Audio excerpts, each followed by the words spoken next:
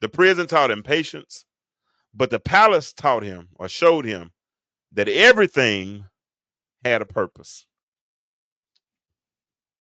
I remember I was preaching one time for AJ McMichael, and pastor, a friend of mine, and he was kind of a mentor for me.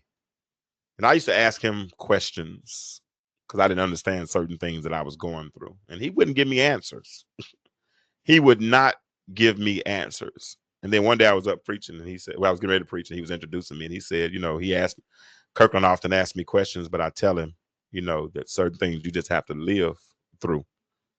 Some things you just got to go through. Some things, and as you go through them, you grow up.